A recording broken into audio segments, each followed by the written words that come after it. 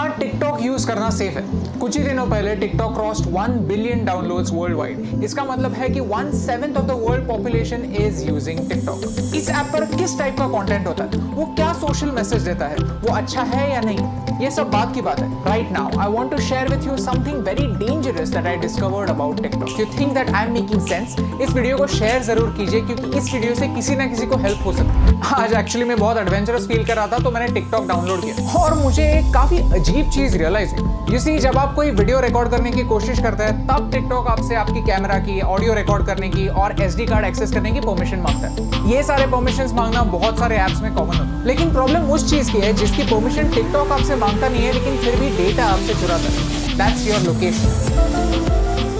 आप ये खुद चेक कर सकते हैं। सेटिंग्स में जाइए और ऐप परमिशंस में जाकर टिकटॉक को सर्च कीजिए। लोकेशन का कहीं पे मेंशन भी नहीं होगा। लैंग्वेज सिलेक्ट करते वक्त मैंने सिर्फ इंग्लिश सिलेक्ट किया था, फिर भी मेरे फीड में हिंदी वीडियोस है, मराठी वीडियोस भी है। टिकटॉक को कैसे पता चल रहा है कि आप कहाँ पे? जस्ट एज अ प्रिकॉशन मैंने लोकेशन भी ऑफ कर दिया था। लोकेशन ऑफ करने के बाद गूगल मैप्स भी ठीक से नहीं चल पाता, आरोग्य सेतु ऐप भी नहीं चलता। These important apps also can't work without you giving them the permission. मैं मुंबई में हूँ, मुझे मराठी आता है, मुझे हिंदी आता है, ये टिकटॉक को कैसे पता चलता है? If you want to cheat your location, there is a very simple trick called a VPN, Virtual Private Network. Okay, so मैं अभी एक VPN यूज कर रहा हूँ और मेरा लोकेशन मैंने USA में सेट किया। On YouTube, all the ads that I'm getting over here are from the US. सो मैंने YouTube को ट्रिक कर दिया है। As you can see, मेरा Hotstar नहीं चल रहा है और मजे की बात यह है कि अगर मैं TikTok पे जाता हूँ तो I can see all the same videos. So how is TikTok doing it? I found the answer. TikTok is using the data from your SIM card. जो सारा इंफॉर्मेशन जा रहा है वो मेरे सिम कार्ड से जा रहा है। क्या आपको समझ रहा है कि ये कितना डेंजरस है, कितना सिनिस्टर है? सीधे सिम कार्ड से आपकी रीजनल इंफॉर्मेशन लेना, डोंट यू थिंक एक वीडियो शेयरिंग ऐप के लिए ओवरकिल है, अननेसेसरी है? And the worst part is इसके बारे में कोई वार्निंग नहीं है। द ऐप जस्ट सेज कि we will automatically collect it, that's it. ये डिस्कवर करने के बाद मैंने टिकटॉक की प्राइवेसी पॉलिसी कंप्लीटली पढ़ी और उसमें मुझे कुछ ऑब्जेक्शनेबल पॉइंट दिखे। If you link any social media account to TikTok, then TikTok वहां की इंफॉर्मेशन यूज कर सकता है आपके बारे में जानने के लिए। टिकटॉक कंटेंट डिलीवरी के लिए HTTP सर्वर्स यूज करता है, HTTPS नहीं, सिक्योर सर्वर्स नहीं। तो ये सर्वर्स हैक हो सकता है। इस वीडियो में किसी ने डेमोन्स्ट्रेट किया है कि कैसे ऑफिशियल अकाउंट से एक गलत मैसेज फॉरवर्ड हो सकता है। आपका अकाउंट डिलीट होने के बाद भी टिकटॉक जब तक चाहे आपका डेटा उनके सर्वर्स में रख सकता है। और मेरा टिकटॉक के साथ सबसे बड़ा प्रॉब्लम है आर्टिफिशियल इंटेलिजेंस। कि ByteDance जो टिकटॉक की पेरेंट कंपनी है वो एक आर्टिफिशियल इंटेलिजेंस कंपनी है। उनका प्रोडक्ट कंटेंट क्रिएशन का प्लेटफॉर्म नहीं है, उनका प्रोडक्ट है algorithm. You see, China wants to be a super power in AI by 2030। Computer की भाषा क्या होती है? zeros and ones, binary। और वही टिकटॉक आपको करने के लिए बोलता है। Whenever you are watching a video on TikTok, you are taking a survey, you are feeding information to the computer, telling them what you like, what you don't like, what you agree with and what you don't agree with, and all of this information is going to China. आपको क्या लगता है, क्या ये सही हो रहा है?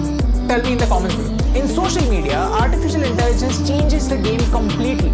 कंप्यूटर डिसाइड करता है कि आपको क्या देखना चाहिए और क्या नहीं देखना चाहिए। सर्च का ऑप्शन ना होने की वजह से प्लेटफॉर्म कंट्रोल करता है कि आप क्या देखेंगे और ये एक बड़ा प्रॉब्लम है। ओके, सो चाइना पर आता है। चाइना में ऐसा लॉ है कि if you are a Chinese company then you have to share the data that you collect with the Chinese government. And because of this, Indian ministry of defence ने armed forces को 42 apps अपने phone से delete करने के लिए कहा। India does not have a proper data protection act. We ourselves need to be extra safe. China में freedom of press है ही नहीं, पूरी प्रेस गवर्नमेंट के कंट्रोल में। Syria, Saudi Arabia, Afghanistan, Somalia, ये कंट्रीज भी फ्रीडम ऑफ प्रेस की स्केल पर चाइना से ऊपर आती हैं। और यही सारे रेस्ट्रिक्शंस उन सारे लोगों पर भी अप्लाई हो जाते हैं जो चाइनीज एप्स यूज करते हैं। Start talking about Tibet, start talking about Hong Kong, start talking about Taiwan. अगर आपका वीडियो स्ट्रेट अवे बैन नहीं हुआ तो वो ज्यादा लोगों तक नहीं पहुंचेगा। यू सी, आज चाइना को तिब्बत से प्रॉब्लम है, कल अरुणाचल प्रदेश से भी हो सकती है, लद्दाख से भी हो सकती है। If you can't talk about this stuff, how will you know about it? How will you raise your voice? And by using these Chinese apps, we are supporting China's version of the internet. Privacy on the internet is a myth.